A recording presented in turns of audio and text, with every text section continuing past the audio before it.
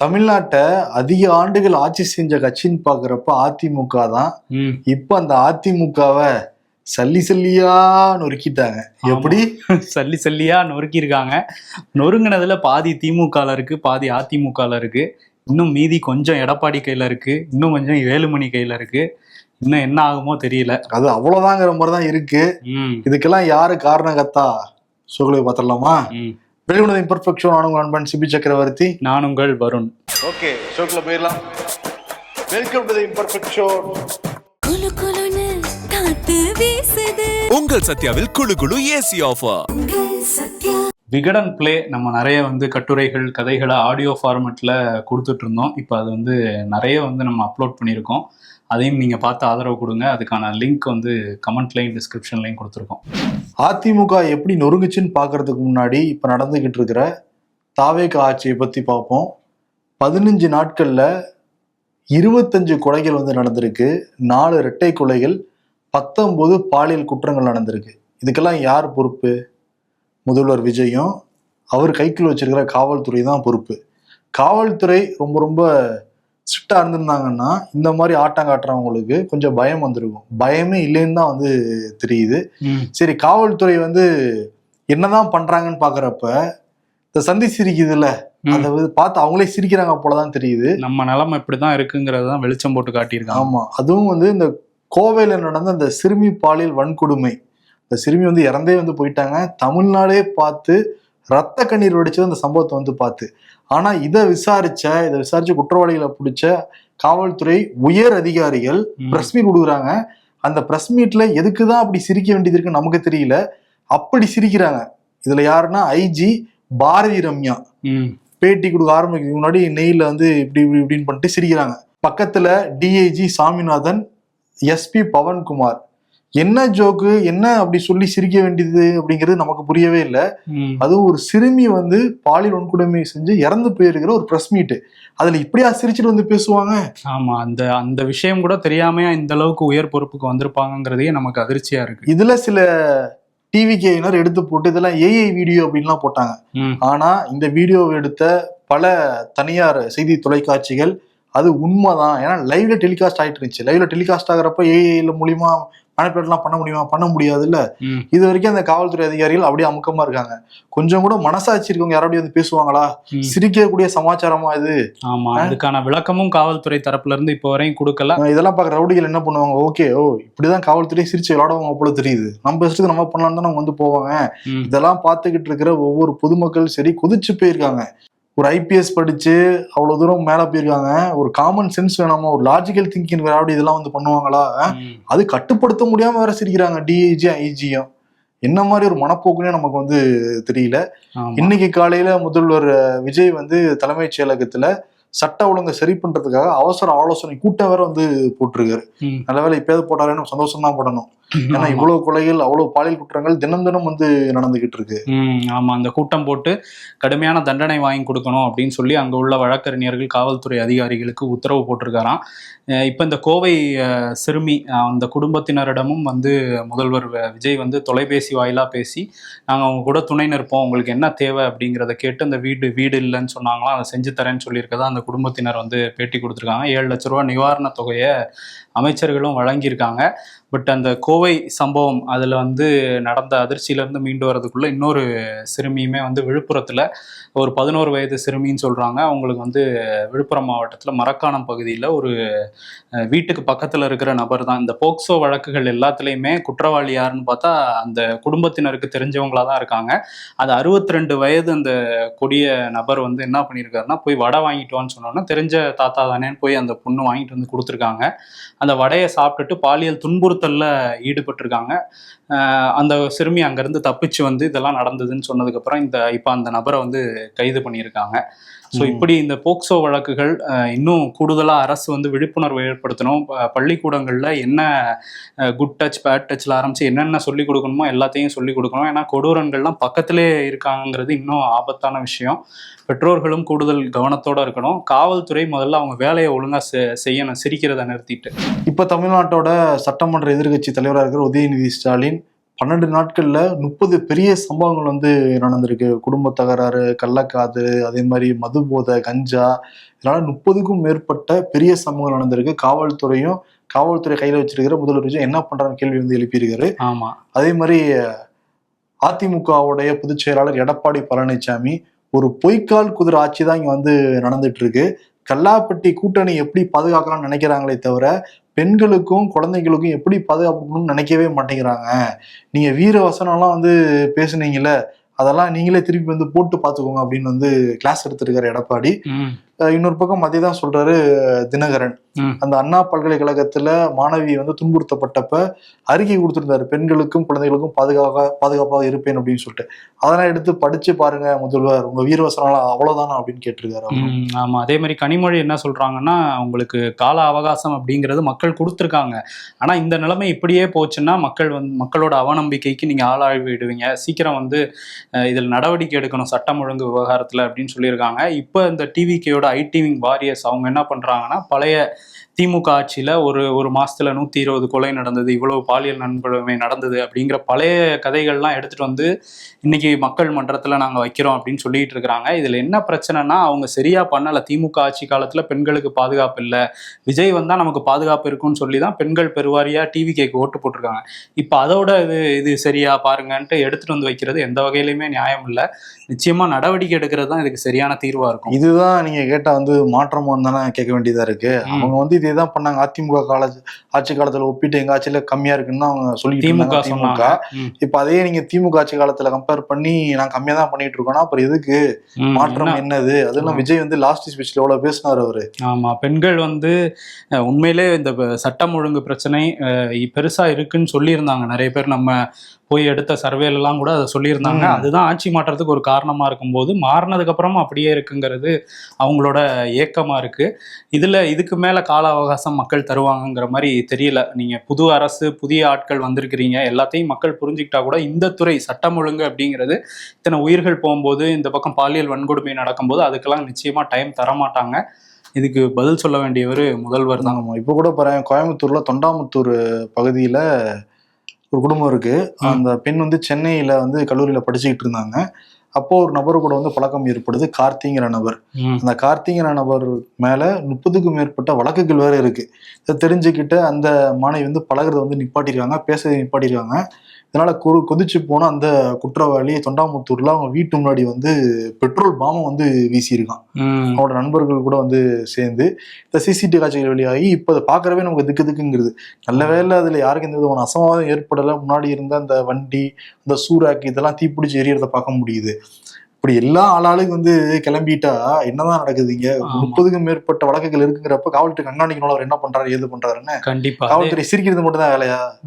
அதே மாதிரி மதுரையிலையும் ஒரு வழக்குகள் நிறைய உள்ள ஒரு 17 வயது சிறுவன் வந்து வெட்டி படுகொலை செய்ய. ஆமா, இன்னைக்கு அதிகாலையில நடந்திருக்கு. குபேந்திரன் அப்படிங்கிற நபர் 17 வயசு தான். ஆனா அவர் மேலேயும் 5-6 வழக்குகள் வேற நிலுவையில் வந்து இருக்கு. முன்விரோதம் காரணமாக 5 பேரு, முத்துக்குமார், முத்துப்பாண்டி, இந்த மாதிரி ராஜுங்கிற 5 பேர் சேர்ந்து மாணவனை வந்து வெட்டி கொண்டிருக்காங்க. இது வந்து மதுரை கோயில் பக்கத்துல வந்து நடந்திருக்கு. இவங்க மேல எல்லாம் இப்ப திடுதிப்புலாம் இல்ல, ஏற்கனவே 5 கேஸ், 10 கேஸ், 30 கேஸ் வரைக்கும் இருக்கு. இப்ப காவல்துறை என்ன பண்ணிக்கிட்டு இருக்குன்னு தெரியலையே. ஆமா, ரொம்ப மெத்தனமா தான் செயல்படுறாங்கிற மாதிரி தான் தெரியுது. நாங்க வந்து சுதந்திரமா செயல்பட விட்டுருக்கோம் காவல்துறையை அப்படின்னு அமைச்சர்கள் வந்து சொல்றாங்க. அதே மாதிரி இதுக்கப்புறம் வந்து இந்த மாதிரியான சம்பவங்கள் நடக்கிறத நாங்கள் கண்காணித்து தடுப்போம்லாம் சொல்றாங்க. இதுவரை நடந்ததுல இன்னும் விரைவாக நடவடிக்கை எடுக்கணும், அந்த குற்றவாளிகளுக்கு தண்டனை வாங்கி கொடுக்கணும்னு தான் பொதுமக்களோட கோரிக்கையா இருக்கு. இந்த தூத்துக்குடி போன திமுக ஆட்சியோட அந்த இறுதி காலகட்டத்தில் மார்ச் மாசத்துல 12ஆம் வகுப்பு மாணவி விளாத்திக்குளம் பக்கத்தில் உள்ள ஒரு கிராமத்துல இயற்கை உபாதை கழிக்க போன இடத்துல அவங்க பாலியல் துன்புறுத்தலுக்கு ஆளாகி கொல்லப்பட்டாங்க. அது தமிழ்நாட்டை உழுக்குன ஒரு வழக்கு. அதில் வந்து குற்றப்பத்திரிகை தாக்கல் பண்ணி 75 நாளில் இப்போ தண்டனை வாங்கி கொடுத்துருக்காங்க காவல்துறை. இந்த மாதிரியான வழக்கு, இது மாதிரி தான் வழக்கு நடத்தி இந்த கோவை சம்பவத்திலையும் வாங்கி கொடுக்கணுங்கிறது மக்களோட எண்ணமாக இருக்குது. அந்த குற்றவாளி தர்ம முனீஸ்வரன், தூத்துக்குடியில் நடந்த அந்த குற்றத்துக்கு காரணமான தர்ம முனீஸ்வரனுக்கு இரட்டை தூக்கு தண்டனை விதிச்சிருக்கு தூத்துக்குடி போக்சோ நீதிமன்றம். இன்னொரு பக்கம் சென்னை ராயபுரத்தில் ஒரு குழந்தை, கை குழந்தை, பிறந்தது 9 நாட்கள் தான் ஆகுது. அந்த தாய் வந்து வீட்டுக்கு போகிறதுக்காக வெளியே வந்து ஆட்டோ தேடிட்டு இருந்திருக்காங்க. இப்போ பக்கத்தில் இருந்த ஒரு பெண் வந்து நான் பார்த்துக்கிறேன், நீங்கள் வந்து போய் ஆட்டோ பிடிச்சிட்டு வாங்கணுன்னா அவங்க கொஞ்சம் தள்ளி போய் ஆட்டோ பிடிச்சிட்டு வந்து திரும்ப பார்க்கறதுக்குள்ள அந்த குழந்தைய தூக்கிட்டு அந்த பெண் வந்து ஓடி இருக்காங்க. இந்த இது வந்து அதுக்கப்புறம் போலீஸ் ஸ்டேஷனில் கடத்தப்பட்டாங்க அப்படின்னு சொன்னதுக்கப்புறம், ஏன்னா இந்த குழந்தைகள் கடத்தல் சென்னையில் ரொம்ப நிறைய நடந்துகிட்டு இருக்கு. இப்போ போலீஸ் வந்து அந்த சிசிடிவி காட்சிகள்லாம் வச்சு 4-5 மணி நேரத்தில் அந்த குழந்தைய மீட்டுட்டாங்க. இதையும் வந்து கவனத்தில் கொள்ளணும். இன்னொரு பக்கம் என்னன்னா, சென்னையில தூய்மை பணியாளர் மாரியம்மாள் அவங்க வந்து 4 நாள் விடுபடுத்திருக்காங்க. முன்கூட்டியே அதிகாரிகள்ட்ட அனுமதி வாங்கி தான் விடுபடுத்திருக்காங்க. திருப்பி வந்து வேலைக்கு ஜாயின் பண்ணிட்டு தூய்மை பணி வந்து செஞ்சுக்கிட்டு இருக்கிறப்ப மேற்பாளர் வந்திருக்காங்க. வந்தவுடனே வந்து ரொம்ப தகாத வார்த்தையில் அவங்கள திட்டி அப்புறம் பாலியல் துன்புறுத்தல் கொடுத்ததா கூட அந்த மாரியம்மாள் வந்து சொல்றாங்க. பாருங்க, நான் வந்து முன்கூட்டியே உடம்பு சரியில்லைன்னா அந்த லீவே நான் எடுத்திருக்கேன், அதையும் வந்து குத்தி காட்டி என்னை வந்து அடிக்கிறாங்க, துன்புறுத்துறாங்க, நான் வந்து என்ன பாவம் பண்ணேன் அப்படின்னு கேட்குறாங்க. இதெல்லாம் தாண்டி என்னன்னா, இந்த தூய்மை பணியாளர்கள் விடுப்பு எடுக்கணும் அப்படின்னா, வார விடுப்பு அப்படின்னா ஒரு 300 ரூபாயா, அவசர விடுப்பு அப்படின்னா 500 ரூபாயா. இப்ப இந்த மாரியம்மாள்கிட்ட 4 நாளுக்கு 1000 ரூபாய் பணம் கொடுன்னு வேற கேட்டிருக்காங்க. இது தூய்மை பணியாளர்கிட்ட மட்டும் நடக்குதுல்ல, காவல்துறையிலே வந்து நடக்குது. காவல்துறையிலேயே வந்து யாருக்காவது லீவ் வேணும் அப்படின்னா பணம் கொடுக்கணும். குறிப்பா இந்த ராஜரத்னம் ஸ்டேடியம் பக்கத்துல இருக்குல்ல போலீஸ் குவார்டர்ஸ், அங்க விசாரிச்சா எல்லாருக்குமே வந்து தெரியும். காவல்துறையை சேர்ந்தவங்களே லீவ் கேட்கணும் அப்படின்னா, கான்ஸ்டபிள் அந்த ரேங்க்ல இருக்கவங்க லீவ் கேட்கணும்னு வச்சுக்கோங்க, பணம் கொடுத்தா மட்டும் தான் லீவே சாங்ஷன் ஆகுது. எப்படி இருந்தனா இப்படி ஆயிட்டேங்கிற மாதிரிதான் அதிமுக நிலைமை இருக்கு. ஆளுங்கட்சியா இருப்பாங்க, எதிர்கட்சியா இருப்பாங்க. 60 வருஷம் அப்படிதான் நம்ம பார்த்துருக்கோம். இப்ப எதிர்கட்சி கூட இல்லாம கூப்பிட்டு உட்கார்ந்த மாதிரிதான் இருக்காங்க. அதுலயும் என்னன்னா, ஜெயிச்சது 47 பேரு, அதுலயும் வந்து 2 பிரிவா பிரிஞ்சாங்க. 25 ஒரு பக்கம், 22 ஒரு பக்கம் அப்படின்னு சொல்லிட்டு, அதுலயும் 22ங்கிறது எடப்பாடி அணி தான் ரொம்ப வீக்கா இருந்த மாதிரி இருந்துச்சு. அவர் தான் அதிமுகவுடைய பொதுச்செயலாளர்னு சொல்லிக்கிட்டு இருந்தவர். அங்கிருந்து முரண்டு போய் போனவங்க தான் வந்து எஸ்பி வேலுமணி தரப்பு. சிவி சண்முகம், எஸ்பி வேலுமணி, நத்தம் விஸ்வநாதன், விஜயபாஸ்கர் தனி அணியா பிரிஞ்சு வந்து செயல்பட்டுக்கிட்டு இருந்தாங்க. இப்ப அந்த அணிக்குள்ளாரு இன்னொரு வந்து பிளவு வந்து நடந்திருக்கு. எஸ்பி வேலுமணி அணியில இருந்த மரகதம், குமரவேல் இவங்க மதுராந்தகம் எம்எல்ஏவா ஜெயிச்சாங்க. அதே மாதிரி ஜெயக்குமார், இவரு பெருந்துறை, தாராபுரம் தொகுதியிலன்னு ஜெயிச்சவங்க சத்யபாமா. இப்ப இவங்க 3 பேருமே சபாநாயகர்கிட்ட போய் ராஜினாமா வந்து பண்ணிட்டாங்க. சபாநாயகர் ஜேசிடி பிரபாகர் கிட்ட போய் ராஜினாமா கடிதத்தை கொடுத்தவங்க அப்படியே 2 பில்டிங் தள்ளி வந்து அமைச்சர் ஆதவர்ஜுனா கிட்ட டிவிகே கார்டு வாங்கி அப்படியே இணைஞ்சிட்டாங்க. அந்த 3 தொகுதியும் இப்ப காலியானதா அறிவிக்கப்படலாம் இன்னும் சில தினங்கள்ல. ஏற்கனவே திருச்சி கிழக்கு காலியானதா அறிவிக்கப்பட்டிருக்கு. இப்ப இந்த 4 தொகுதிக்கும் கூடிய விரைவில் இடைத்தேர்தல் வரலாம். இப்ப என்ன சொல்றாங்கன்னா, இந்த 3 பேருக்குமே அதே தொகுதியில போட்டியிட டிவிகே தரப்பு வாய்ப்பு கொடுக்கும் அப்படின்னு வந்து சொல்றாங்க. ஜெயிச்சவங்க இப்ப விசில்ல நிப்பாங்களா? விசில்ல வந்து நிப்பாங்க. இப்ப இதை பார்த்துட்டு எஸ்பி வேலுமணி தரப்புல இருந்தோ இல்ல எடப்பாடி தரப்புல இருந்தோ பல பேரும் வந்து ஜேசிடி பிரபாகரை நோக்கி வரலாம்ங்கிறது ஒரு தகவல் பேசப்படுது. ராஜினாமா செஞ்சுட்டு தாவேகால இணையலாம் அப்படின்ட்டு. எனக்கு தெரிஞ்சு நேத்தே தாவேகால இணைஞ்சிட்டாங்க, இன்னைக்குதான் ராஜினாமா பண்ணிருக்காங்கன்னு நினைக்கிறேன். அந்த உறுப்பினர் அட்டையெல்லாம் போட ஆரம்பிச்சிட்டாங்க. கார்டு அங்க ரிசைன் பண்றாரு, ரிசைன் பண்ணிட்டு ஆதவர்ஜுனா கிட்ட பொன்னாட போட்டோடனே அந்த கார்டு வந்துருச்சுப்பா, கட்சியில் இணைஞ்சாங்க. நேத்து நைட்டே ரெடி ஆயிருச்சு. அது போட்டோவோட வேற அப்போ முன்னாடி பேசி வச்சுட்டு பண்ணாங்கன்னு தெரியுது. இப்ப எஸ்பி வேலுமணி தரப்புல 25 பேர்ல 3 பேர் குறைஞ்சிட்டாங்களா? அப்ப எத்தனை இருக்கும்? மீதி 22 இருக்குமா? இதுலயே ஒரு 5-6 பேர் எடப்பாடி அணிக்கு வந்துட்டாங்களாம். இப்ப பண்ருட்டி முருகன், திலீபன் உள்ளிட்ட ஒரு 5 பேரு எடப்பாடி அணிக்கு வந்திருக்கிறாங்க. அதனால அந்த அணி இன்னும் வீக் ஆயிருக்கு. வேலுமணி அணி, வேலுமணி அணியில 17 பேர் மட்டும் தான் இருக்காங்களாம். இப்ப இந்த அணியில 22 + 5ன்னா ஒரு 27 வரைக்கும் வருது. இதுல இருந்து எவ்வளவு பேர் ஜேசிடி பிரபாகர் பார்க்க போறாங்க நமக்கு வந்து தெரியல. ஆனா வீக் ஆகிக்கிட்டே இருக்கு எஸ்பி வேலுமணி தரப்பணி. மொத்தத்துல அதிமுக வீக்கா தான் இருக்கு, அது வேற மாற்று. ஆமா, இதுல என்னன்னா, எஸ்பி வேலுமணி அணியில இருந்து சில பேர் சிவி சண்முகம் ஆதரவு எம்எல்ஏக்கள் போய் சந்திச்சிருக்காங்க சபாநாயகரை. நாங்க தான் உண்மையான அதிமுகன்னு உள்ள சொல்லியிருப்பாங்கன்னு நினைக்கிறேன். சி விஜயபாஸ்கர் அவர் வந்து என்ன சொல்றாருன்னா, நாங்க தாவேக்கா ஆதரவு கொடுத்த நிலைப்பாட்டுலலாம் அப்படியே தான் இருக்கோம். இன்னொன்னு என்னன்னா, நாங்க வந்து இப்ப அணி மாறிட்டாங்க இப்ப சில பேர்னு சொல்றாங்க. ஏற்கனவே 25 பேர் நாங்க ஒரே அணின்னு கடிதம் கொடுத்துருக்கோம் சபாநாயகர்கிட்ட, இப்ப எப்படி மாற முடியும்னு சொல்லி அவர் கேட்கிறாரு. ஸோ அவங்களுக்குள்ளே 1000 கன்ஃபியூஷன்ஸ் இருக்கு. மொத்தத்துல அதிமுக சிதறா வந்து உடஞ்சிருக்கு. ஆமா, நம்ம பார்த்தோம் இப்போ பார்த்தோன்னா அதிமுகவோட முக்கிய முகங்கள் செந்தில் பாலாஜி ஆகட்டும், சேகர் பாபு வந்து அவங்க முன்னாள் முதலமைச்சர் ஜெயலலிதா காலத்துல அங்க போயிட்டாரு. ஸோ இப்படி ராஜகண்ணப்பன் இப்படி அங்க வந்து பாதி பேர் போயிட்டாங்க அப்படின்னா, இங்க இப்ப புதுசா வந்திருக்கிற ஆளுங்கட்சியில பாதி பேர் போயிட்டாங்க. So, ரொம்ப வீக்கா இருக்கு ஏடிஎம்கே. அதிமுக இதெல்லாம் பொதுமக்கள் பார்த்துக்கிட்டு தான் இருக்காங்க. கடைசியில விஜய் பிரச்சாரத்துல சொன்ன போலதான் வந்து இருக்கு. போட்டி வந்து டிவிகேவுக்கும் டிஎம்கேவுக்கும் தான் மற்றும் சிலர் அப்படின்னு சொன்னாங்க. ரியலாவே மற்றும் சிலர் ஆகிக்கிட்டு இருக்காங்க அதிமுகல இருந்து. இதுக்கெல்லாம் காரணம் வந்து என்னன்னா, ஒரு வலுவான தலைவர் இல்லாததாங்கிறது தெரியுது. ஜெயலலிதா வந்து அடுத்த கட்ட தலைவராக ஒரு ஸ்ட்ராங்கான லீடரை உருவாக்கிட்டு போய் எனக்கு அடுத்து இவருதான் சொல்லியிருந்தா இவ்வளவு பிரச்சனை வந்திருக்குமோன்னு வந்து தெரியல.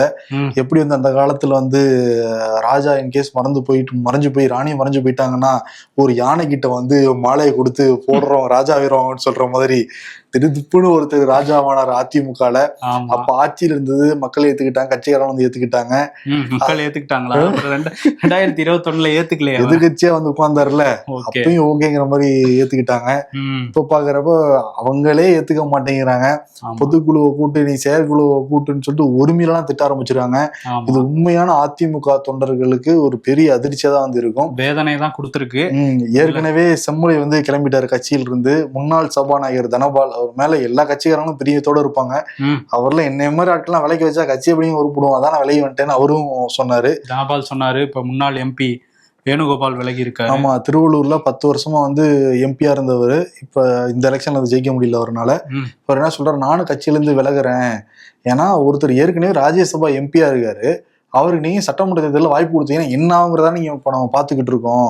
ஒரு தொலைநோக்கு பார்வையில எடப்பாடி பழனிசாமிக்கு உண்மையான அதிமுக தொண்டர்லாம் குமுறான், அழுகுறான்ட்டு அவர் அழுது கிளம்பிட்டாப்ல கட்சியில இருந்து. திமுக தாவே காலம் இணைஞ்சவங்க போக செம்மலை, தனபால், இவங்க வேணுகோபால் இவங்கெல்லாம் எடுத்தா தனியாவே கட்சி அரசியலே வேணான்னு சொல்லிட்டு போனவங்களும் நிறைய பேர் இருக்காங்க. இப்ப மரகதம் குமரவேல் வந்து ஏன் தாவே கால இணைஞ்சோம் அப்படின்னு சொல்றாங்கன்னா, சிறப்பான ஆட்சி தராங்களா 15 நாள்ல? சத்யபாமா சொல்லியிருக்காங்க. அதுக்கு முன்னாடி சத்யபாமா என்ன சொல்றாங்கன்னா, அந்த 15 நாள்ல அம்மாவோட ஆட்சியை கண்ணு முன்னாடி நிறுத்திட்டாரு விஜய் அப்படின்னு சொல்றாங்க. மரகதம் குமரவேல் வந்து திமுகவும் அதிமுகவும் கூட்டணி அமைச்சு ஆட்சி அமைக்க போறதா பேசினாங்க. அதுல என் மனம் வருந்தி நான் வந்து வெளியே வந்துட்டேன். இப்போ மதுராந்த மக்களோட கோரிக்கையெல்லாம் நிறைவேற்றுவேன் கண்டிப்பா, அது தாவே அரசு ஆதரவோட எல்லாம் பேசிட்டு இருக்காங்க. இப்பயே உங்களுக்கு சீட் கன்ஃபார்ம் ஆன மாதிரி பேசிக்கிட்டு இருக்காங்க. இப்போ முன்கூட்டியே போடப்பட்ட டீலுங்கிறது மக்களுக்கு வந்து தெரியுது. அதுதான் இப்ப டிஎம்கே ஏடிஎம்கே இது வந்து கூட்டணி பேச்சுவார்த்தை நடந்ததுங்கிறத எல்லா தலைவர்களும் ப்ரூவ் பண்ணிட்டாங்கப்பா. ஆமா, அதை பத்தி மட்டும் நாங்க பேச மாட்டோம். டிஎம்கேவும் ஏடிஎம்கேவும் அதுலயும் ஒரு கூட்டணி வச்சிருக்கிறாங்க. திமுக இளைஞரணி கூட்டத்துல போட்ட தீர்மானங்களை பார்த்துட்டு ரொம்ப கொதிச்சு போயிருக்காரு மாணிக்கம் தாகூர். அது மட்டும் இல்லாம ராகுல் காந்திக்கு எதிராக கோஷம்லாம் வந்து அங்க போட்டாங்க. ஸோ இதெல்லாம் பார்த்துட்டு அவங்க கோபமாகி ஒரு ப்ரெஸ் மீட் கொடுத்துருக்குறாங்க. உதயநிதி வார்த்தைகளை அளந்து பேசணும், நாங்கள் ஏன் வந்து தாவேக்காக்கு ஆதரவு தெரிவித்தோம்னா, மே 4ஆம் தேதி முடிவுகள் வந்துட்டு இருந்த போதே மதியம் ஒரு 3 மணி 4 மணி அளவில் டெல்லியிலேருந்து திமுகவினருக்கு கால் வந்திருக்கு. 2 பேரும் அந்த பாஜக தான் வந்து திமுகவுக்கும் அதிமுகவுக்கும் கனெக்டிங் கால் போட்டு நீங்கள் கூட்டணி ஆட்சி அமைங்க அப்படின்னு வந்து சொன்னாங்க. அதுக்கு ஆளுநரும் ஒத்துழைப்பு கொடுத்தாரு அப்படின்னு வந்து சொல்கிறாரு. CV சண்முகத்துக்கும் இந்த மாதிரி திமுக அமைச்சர்கள் அப்போ கால் பண்ணாங்கன்னு சொன்னாங்கல்ல, இதெல்லாம் டெல்லியோட ஆணைக்கிணங்க தான் இதெல்லாம் நடந்திருக்கு அப்படின்னு வந்து அவர் சொல்றாரு. பாஜக இங்க வந்துடக்கூடாது, பாஜகவை எதிர்க்கிறது நாங்க மட்டும்தாங்கிறதுனால முதல்ல போய் துண்ட போட்டோம் அப்படின்னு வந்து அவர் சொல்றாரு. முதல்ல பிஜேபி ஒரு கனெக்டிங் பீப்புளா செயல்பட்டு இருக்காங்க. ஆமா, அது வந்து இவருமே கன்ஃபார்ம் பண்றாரு. மாநில செயலாளர், சிபிஐயோட மாநில செயலாளர் வீரபாண்டியன் வந்து பாஜகவும் இதுக்கு பின்னணியில இருந்ததுங்கிற மாதிரி அவர் சமீபத்திய பேட்டியில சொல்லியிருக்காரு. ஸோ பாஜகவோட அடிமையோட, பாஜகவோட ஆதரவோட திமுக வந்து கூட்டணி வச்சுக்கலாம்னு ஒரு முடிவு எடுத்திருக்காங்க. இப்ப திமுக கூட்டணி எல்லாருமே கன்ஃபார்ம் பண்ணிருக்காங்க. திருமாவளவன் சொன்னாரு, காதர் மொய்தீனும் சொல்லியிருக்காரு, திமுக அதிமுக சேர்ந்து எங்கள்கிட்ட கூட்டணி அமைக்க போறோம். கம்யூனிஸ்ட் 2 தலைவர்கள் சண்முகம் சொல்லியாச்சு, வீரபாண்டியன் அவரும் வந்து சொல்லியிருக்காரு. அவங்களோட உயர் தலைவர் பேபியும் வந்து சொன்னாங்க, வாசுகி வந்து சொன்னாங்க, இந்த பக்கம் அதிமுக சொன்னாங்க. இப்போ கூட சில பேர் திமுக நம்ம மறுக்கிறாங்க. எல்லாம் பண்றது ரொம்ப மறுக்கிறாங்க. இன்னொன்னு என்னன்னா, மக்களை எவ்வளவு பெரிய முட்டாளாக்க நினைச்சிருக்காங்கிறது இதுல தெரியுது. நாங்க 2 பேரும் எதிரிகள் அப்படின்னு சொல்லிட்டு ஒரு சேதத்துல கூட்டு சேர்ந்துக்குவோங்கிறது வந்து மறைமுகமா பேச்சுவார்த்தை நடத்திருக்காங்கிறதே அதிர்ச்சியா இருக்கு. இதே கூட்டணி வச்சு ஆட்சி அமைச்சிருந்தாங்கன்னு வச்சுக்கோங்க, எப்படி இருந்து அந்த ஐடியா இருந்திருக்கு. அதை முட்டுக்கட்டை போட்டது கம்யூனிஸ்ட். 4 பேர் வந்து இல்லங்கும் போது அங்க மெஜாரிட்டி இருக்காதுங்கிறதுனால அவங்க வந்து அதுக்கான எண்ணத்தை கைவிட்டுருக்காங்க. அது ஏதோ யோசிச்சு பார்த்தது இல்லை. அதுக்கான வேலையெல்லாம் இறுதியானப்ப கம்யூனிஸ்ட் முட்டுக்கட்டை போட்டதுனால அது நடக்கல. கர்நாடக அரசு இந்த மேக்கே தாட்டு அணை விவகாரம், காவிரி விவகாரத்துல எப்பயுமே வந்து ஒரு நியாயமில்லாத முடிவுகளை தான் தொடர்ச்சியாக வந்து எடுத்துக்கிட்டு இருப்பாங்க. அப்படிதான் இப்பயும் வந்து டிகே சிவகுமார் கர்நாடகாவோட துணை முதல்வர் என்ன சொல்லியிருக்காருன்னா, நாங்கள் வந்து அதாவது மேகேதாட்டு அணை கட்டுறதுக்கு, காவேரியில் குறுக்குல அணை கட்டுறதுக்கு நாங்கள் வந்து தயாராகிட்டோங்கிற மாதிரி, அதாவது பூமி பூஜை போட போகிறோங்கிற ரேஞ்சில் பேசியிருக்காரு. இதுக்கான திட்ட அறிக்கையை வந்து நாங்கள் மத்திய அரசுக்கு கொடுக்க போகிறோம், இதில் தமிழ்நாட்டுக்கு தலையிட எந்த உரிமையும் இல்லை அப்படின்னு ஆணவமாக வேற பேசியிருக்காரு. இதுக்கு தமிழ்நாடு காங்கிரஸ்லேருந்து மாணிக்கம் தாக்கூர் கண்டனம்லாம் பதிவு பண்ணியிருக்காரு. தூண்டுதல் நிறைந்த கருத்துக்களை சொல்கிறாரு இந்த விஷயத்தில். சட்ட உத்தரவுகள், கூட்டாட்சி கொள்கைகள்லாம் மீறி நடந்துக்கிறாரு டிகே சிவகுமார்.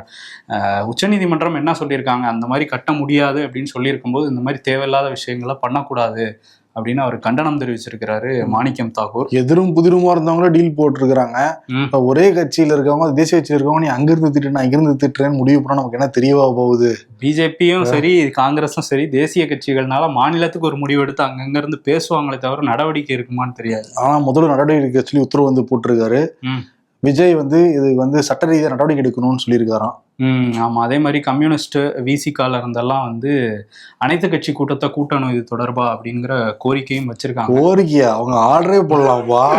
ஆமா, அதனால வந்து இது அனைத்து கட்சி கூட்டத்தை கூட்டி நிச்சயமா இந்த கர்நாடகாவோட முயற்சியை முறியடிக்கணும் தமிழ்நாடு கவர்மெண்ட். நீட் தேர்வு, நிறைய தற்கொலைகளை பார்த்துருக்குறோம் இந்த நீட் தேர்வில். இப்போ என்னன்னா, நீட் மறுதேர்வு வச்சாங்க, ஒழுங்காக எக்ஸாம் நடத்த தெரியாத அந்த மத்திய அரசு தப்பாக எக்ஸாம் நடத்தி பேப்பரை லீக் பண்ண விட்டு இப்போ மறுதேர்வு வச்சாங்க. இந்த மறுதேர்வு பயத்தால், அழுத்தத்தால் மகாராஷ்டிராவை சேர்ந்த 18 வயது பெண், அதே மாதிரி கர்நாடகாவை சேர்ந்த 18 வயது மாணவி 2 பேரும் தற்கொலை பண்ணியிருக்காங்க. தற்கொலை எதுக்குமே தீர்வாகாது, பட் இந்த நீட்னால தொடர்ச்சியாக உயிர் போயிட்டே இருக்கு, நம்ம அதை பார்த்துக்கிட்டே தான் இருக்கோம். இன்னும் எக்ஸாம் வைக்க தெரியாத அவங்க மேல எந்த நடவடிக்கையும் இதுக்கு எடுத்த மாதிரி தெரியல. தர்மேந்திர பிரதான் பதவி விலகின மாதிரியே தெரியல. ஆனா இங்க பாதிக்கப்படுறது என்னமோ, அவங்க வந்து ஒரு லட்சியத்தை வச்சுட்டு, கனவு வச்சுட்டு போற மாணவ மாணவிகள் தான் பெரிய அளவில் வந்து பாதிக்கப்படுறாங்க. அதான் தொடர்ந்து அந்த சிஜேபி அந்த பார்ட்டியை சேர்ந்த பல பேரும் வந்து ஃபுல்லா ட்ரெண்ட் பண்ணிக்கிட்டு இருக்காங்க. தர்மேந்திர பிரதான் பதவி விலகணும்ட்டு. அதெல்லாம் கேட்பாங்களா? அவங்க கேட்க மாட்டாங்க. இன்னொரு பக்கம் பெட்ரோல் டீசல் விலை, அதையும் கேட்காம ஏத்திக்கிட்டே இருக்கிறாங்க. அதெல்லாம் நம்மளே முன்னாடியே சொன்னோம்ல, சரசரன்னு ஏத்த போறாங்கன்ட்டு. இப்ப 8 நாள்ல 4 முறை ஏத்திருக்காங்க. இப்ப பாக்குறப்ப சென்னையில பெட்ரோல் விலை ₹2.46 வந்து ஏத்திருக்காங்க. இப்ப பாக்குறப்ப ஒரு ₹107.77, 108 ரூபான்னு வச்சுக்கலாம் ஒரு லிட்டரு பெட்ரோலு.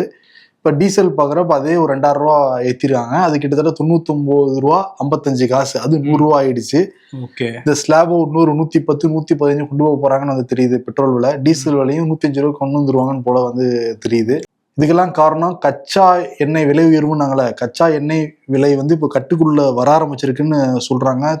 பேரல் வந்து ₹90 வரைக்கும் வந்திருக்குன்னு வந்து சொல்றாங்க. இப்போ இன்னும் படிப்படியாக கம்மியாயிருச்சுன்னா அந்த பெட்ரோல் விலையை கம்மி பண்ணுவீங்க? நீங்க பண்ண மாட்டாங்க. அப்படியே அந்த ஸ்லாப் மெயின்டைன் ஆகிட்டே இருக்கும் அது. ஆமா, இது வந்து ராகுல் காந்தி என்ன சொல்றாருன்னா, பணவீக்க நாயகன் அப்படின்னு அவருக்கு ஒரு அவார்டு கொடுத்துருக்காரு மோடிக்கு. அது மட்டும் இல்லாம நான் முன்னாடியில இருந்து சொல்லிக்கிட்டு இருக்கிறேன், இந்த பொருளாதார புயல் வரப்போகுது அப்படின்னு. அப்பெல்லாம் வந்து தேர்தலில் பிஸியா இருந்துட்டு இப்போ வந்து மக்களோட பாக்கெட்ல இருந்து பணத்தை பறிச்சுக்கிட்டு இருக்கீங்கிற மாதிரி கட்டணம் தெரிவிச்சிருக்கிறாரு. ஓகே, இன்னைக்கு வந்து ஷேர் மார்க்கெட்டு உயர்வுல தான் முடிவடைஞ்சிருக்கு. காரணம் என்ன, நாகப்பன் சார் சொல்லியிருக்காரு. இப்போ திருப்பி எழுச்சி பெருமா ஷேர் மார்க்கெட்டுங்கிறத பத்தி டீட்டெயிலாக வந்து பேசியிருக்காரு. விருப்பம் இருக்கணும் அந்த வீடியோ வந்து பாருங்க. இன்னொரு பக்கம் இந்த எபோலா வைரஸ், அது வந்து ஆப்பிரிக்கால பெரிய தாக்கத்தை ஏற்படுத்திக்கிட்டு இருக்கிறதுனால அந்த நாடுகளுக்கெல்லாம் தேவையில்லாமல் பயணம் பண்ணாதீங்கன்னு மத்திய அரசு அறிவுறுத்தியிருக்காங்க. ஆமாம், காங்கோ, தெற்கு சூடான், உகாண்டா போன்ற நாடுகள்லாம் நீங்கள் போகாதீங்க. அதே மாதிரி எல்லா மாநிலத்துக்கும் எச்சரிக்கை வேற கொடுத்துருக்கு மத்திய அரசு. அந்த நாட்டில் எல்லாரும் ஃப்ளைட்டில் வந்தாங்கன்னா முழு பரிசோதனை பண்ணி தான் உள்ளூர் அனுப்பணும்னு வந்து உத்தரவு போட்டிருக்காங்க. இன்னொரு பக்கம் வந்து அமெரிக்கா ஈரான் அந்த வார், அமைதி ஒப்பந்தத்தை நாங்கள் போட போகிறோம். இதெல்லாம் பார்க்குறப்போ ஒரு அமைதியாக ஒரு முடிவு வரும் போல தான் வந்து தெரியுது ஈரான் அமெரிக்கா அந்த வாருங்கிறது. ஏன்னா லாஸ்ட் வீக் அந்த டியூஸ்டே வார் தொடுக்க போகிறேன்னு ஆரம்பித்தார் அவர். அப்புறம் படிப்படியாக 2 பேரும் ஒரு டீலுக்கு முடிவாங்க போலதான் அது தெரியுது. அந்த டீல் முடிஞ்சது அப்படின்னா ஒட்டுமொத்த உலகமுமே இதுல இருந்து இந்த பாதிப்புல இருந்து தப்பிக்கும். ஒரு சீன் பேப்பர் இல்ல, பஞ்ச் டைலாக் இல்ல, சாங் இல்ல, டான்ஸ் இல்ல. பேசுனா எப்படி பேச முடியும் அப்படின்னு கோட்டு போட்டு விட்டுருக்காங்க சிஎம் போல. நடக்கும்போது கரண்ட் கம்பியில தெரியாம காலை வச்சுட்டேன். நல்ல வேலை டிவிக்கே ஆச்சுங்கிறதுனால பொழைச்சேன்னு டிவிக்கே ஐடிவிங்லன்னு சொல்றாங்க.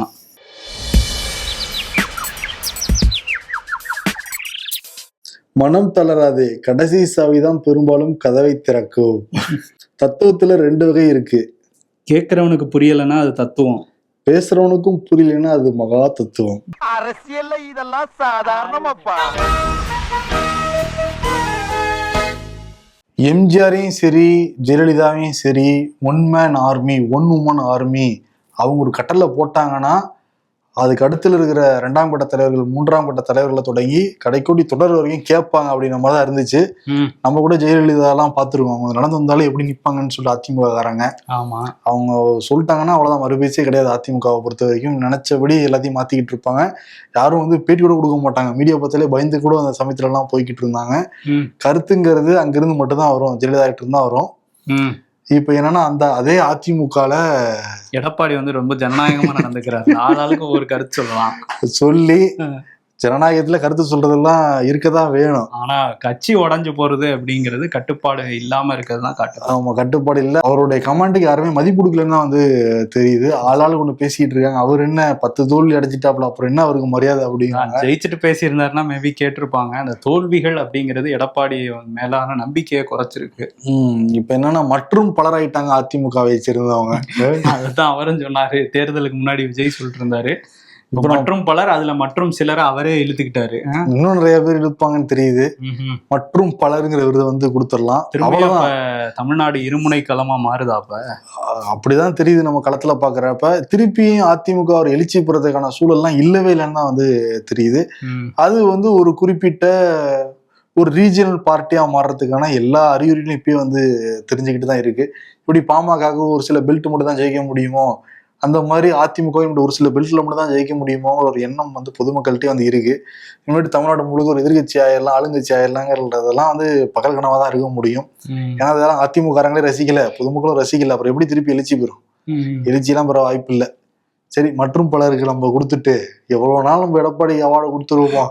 மற்றும் பலர் ஆயிட்டாங்களே, வேதனையா தான் இருக்கு. எழுச்சி பெற ஒரு வாய்ப்பு இருக்கு. என்னது? டிஎம்கேவோட கூட்டணி வைக்கிறது. நன்றி. உங்கள் சத்யாவில் குளு குளு ஏசி ஆஃபர். சத்யா.